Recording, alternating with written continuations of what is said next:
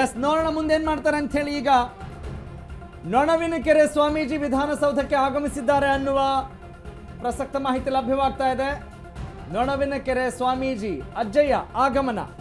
ಡಿ.ಕೆ. ಶಿವಕುಮಾರ್ ಅವರ ನಂಬುಗೆಯ ಕ್ಷೇತ್ರ ನೊಣವಿನಕೆರೆ.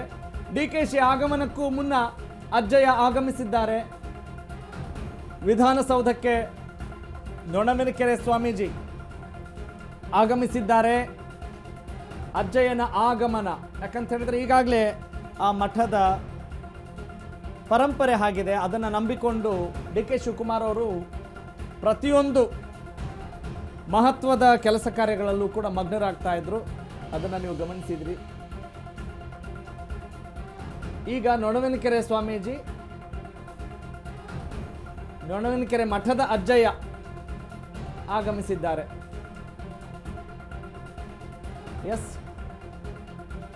ಸಾಮಾನ್ಯವಾಗಿ ಪಾದಸ್ಪರ್ಶ ಆಗಲಿ, ನಮ್ಮ ನಂಬಿಕೆಯ ಅಥವಾ ನಾವು ಯಾರನ್ನ ಅತಿಯಾಗಿ ಗೌರವಿಸ್ತೀವೋ ಅವರ ಪಾದದ ಧೂಳು ನಮ್ಮ ಆಶ್ರಯದಲ್ಲಿ ಇರಲಿ. ನಾವು ಆಡಳಿತ ಮಾಡೋ ಜಾಗ ಇರ್ಬೋದು, ಪ್ರೊಫೆಷ್ನಲ್ ಇರ್ಬೋದು, ಪರ್ಸ್ನಲ್ ಇರ್ಬೋದು, ಆ ಜಾಗದಲ್ಲಿ ಅವರ ಧೂಳು ತಾಗಲಿ ಅನ್ನುವ ಆಶಯ ಸಹಜವಾಗಿ ಇರುತ್ತೆ. ಹಾಗಾಗಿ ಒಂದು ಪ್ರಮುಖ ಉನ್ನತ ಹುದ್ದೆಯನ್ನು ಅಲಂಕರಿಸಿ ತಮ್ಮ ಮಹತ್ವಾಕಾಂಕ್ಷೆಯ ಹಾದಿಯಲ್ಲಿರುವಂಥ ಡಿ.ಕೆ. ಶಿವಕುಮಾರ್ ಅವರ ಯುಗಾರಂಭಕ್ಕೆ ಸಾಕ್ಷಿಯಾಗಿ ನೊಣವಿನಕೆರೆ ಮಠದ ಅಜ್ಜಯ್ಯ, ಆ ಸ್ವಾಮೀಜಿ, ಆ ಪರಂಪರೆಯ ಸ್ವಾಮೀಜಿ ಈಗ ವಿಧಾನಸೌಧಕ್ಕೆ ಆಗಮಿಸ್ತಾ ಇರುವಂಥ ದೃಶ್ಯಗಳನ್ನು ಟಿವಿಯ ಬಲಭಾಗದಲ್ಲಿ ನೀವು ಗಮನಿಸಬಹುದು.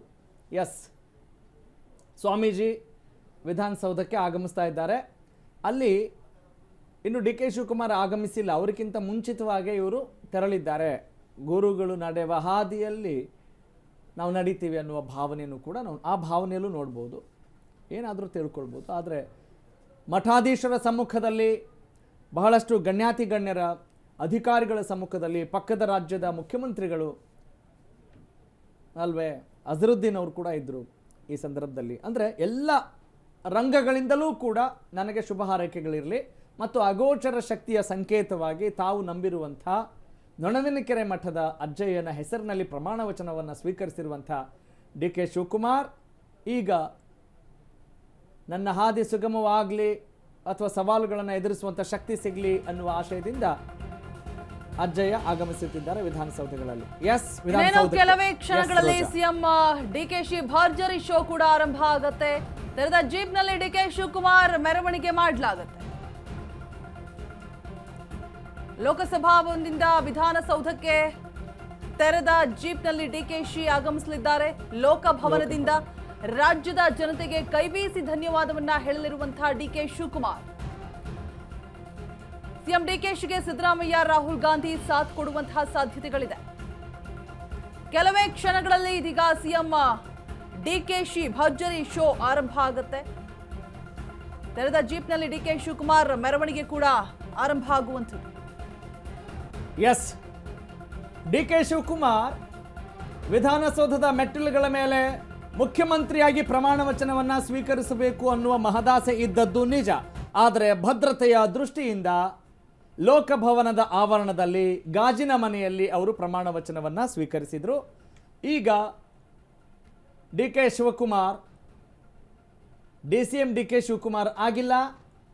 ಸಂಘಟನಾ ಚತುರತೆಯ ಜೊತೆಗೆ ಇವತ್ತು ಒಬ್ಬ ನೂತನ ಮನುಷ್ಯ ಅಂತಿರೋ, ನೂತನ ಮನಸ್ಥಿತಿ ಅಂತಿರೋ ಹೊಸ ಡಿ.ಕೆ.ಶಿಯನ್ನು ನಾವು ನೋಡ್ತಾ ಇದ್ದೀವಿ. ಮುಖ್ಯಮಂತ್ರಿ ಆಗುವ ಮೂಲಕ ಅಧಿಕೃತವಾಗಿ ರಾಜಮಾರ್ಗದಲ್ಲಿ ನಾನು ಮುಖ್ಯಮಂತ್ರಿ ಆಗಿದ್ದೇನೆ ಅನ್ನುವ ಅವರ ಹಾವಭಾವವನ್ನು ಗಮನಿಸ್ತಾ ಅವರು ಯಾವ ರೀತಿ ಆಡಳಿತ ನಡೆಸ್ತಾರೆ ಅನ್ನುವ ಕುತೂಹಲದೊಂದಿಗೆ ಸದ್ಯಕ್ಕೆ ಎಲ್ಲ ಅಣಿ ಆಗ್ತಾ ಇದೆ. ವೇದಿಕೆ ಸಿದ್ಧ ಆಗಿದೆ ಆಡಳಿತಕ್ಕೆ. ಈಗ ಸಮಾರಂಭ, ಇದು ಕೂಡ ಸಂಭ್ರಮದ ಒಂದು ಸಮಾರಂಭದ ಕ್ಷಣಗಳು ಅಂತ ಹೇಳಬೇಕು. ಇವತ್ತು ಆರಂಭ, ಮೊದಲ ಹೆಜ್ಜೆ. ಈ ಸಂದರ್ಭದಲ್ಲಿ ಕಾಂಗ್ರೆಸ್ ನಾಯಕ ರಾಹುಲ್ ಗಾಂಧಿ ಮತ್ತು ಸುದೀರ್ಘ ಅವಧಿಯ ಮುಖ್ಯಮಂತ್ರಿ ಅನ್ನುವ ಪಟ್ಟ ಹೊತ್ತಂಥ ಸಿದ್ದರಾಮಯ್ಯ ಅವರು ಕೂಡ ಈ ಸಂದರ್ಭದಲ್ಲಿ ಡಿ.ಕೆ. ಶಿವಕುಮಾರ್ ಅವರಿಗೆ ಸಾಥ್ ನೀಡಲಿದ್ದಾರೆ.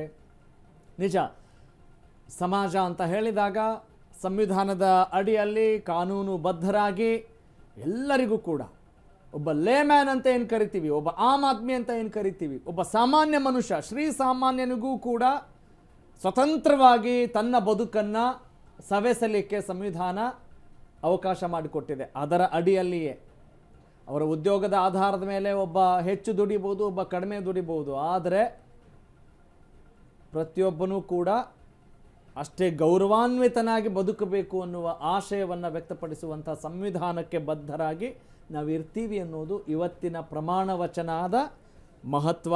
Literal meaning truth. What is truth?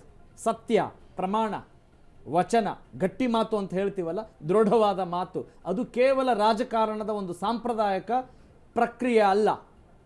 ಪ್ರಮಾಣ ವಚನ ಮುಗೀತು, ಹೊರಟು ಬಿಟ್ಟು ಪ್ರಮಾಣ ವಚನ ಇವತ್ತು ಗಟ್ಟಿಯಾಗಿ, ಯಾಕಂದರೆ ಎಲ್ಲರ ಎದುರು ಅವರು ಕೊಟ್ಟಿರುವಂಥ ಮಾತು, ಆ ಮಾತು ಚೆನ್ನಾಗಿ ಉಳಿಸ್ಕೊಂಡು ಹೋದರೆ ಅವ್ರ ಜೀವನ ಚೆನ್ನಾಗಿರುತ್ತೆ. Your life works to the degree you keep your agreements ಅನ್ನೋ ಒಂದು ಮಾತಿದೆ.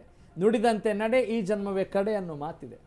ಹಾಗಾಗಿ ಈ ಪ್ರಮಾಣ ವಚನಕ್ಕೂ ಕೂಡ, ಜೀವನಕ್ಕೂ ಕೂಡ, ಆಡಳಿತಕ್ಕೂ ಕೂಡ ಒಂದು ಪ್ರಮುಖ ಮುದ್ರೆ, ಅಡಿಪಾಯ, ಬುನಾದಿ. ನಾವು ಬುನಾದಿ ಇಲ್ಲದೆ ಮನೆ ಕಟ್ಟಲಿಕ್ಕೆ ಸಾಧ್ಯವಾ? ಹಾಗಾಗಿ ಎಲ್ಲಿ ತೊಡರುಗಳನ್ನು ಅನುಭವಿಸ್ತಾರೆ ಅಂತ ಹೇಳಿದ್ರೆ ಯಾವಾಗ ನಮ್ಮ ಮಾತನ್ನು ತಪ್ತೀವಿ. ಈಗ ನಿಮ್ಮ ಮಾತನ್ನು ತಪ್ಪಿದರೆ ನೀವು ಡೂ ಬಿಕಮ್ ಪವರ್ಫುಲ್? ಇಲ್ಲ, ವಿ ಬಿಕಮ್ ಪವರ್ಲೆಸ್. ಕರೆಕ್ಟ್ ಅಲ್ವಾ? ಈಗ 7 ಗಂಟೆ ನ್ಯೂಸಿಗೆ 7:15 ಬಂದ್ರೆ ಹೆಂಗಿರುತ್ತೆ ಅಲ್ಲ ಹೇಳೋದು? ಅಲ್ಲಲ್ಲ ವಿಚಾರ. ಅವಾಗ ಏನಾಗುತ್ತೆ? ಆರಾಮಾಗಿರ್ತೀರಾ? ಇಲ್ಲ, ನಾನಾಗ್ಲಿ ಯಾರೇ ಆಗಲಿ.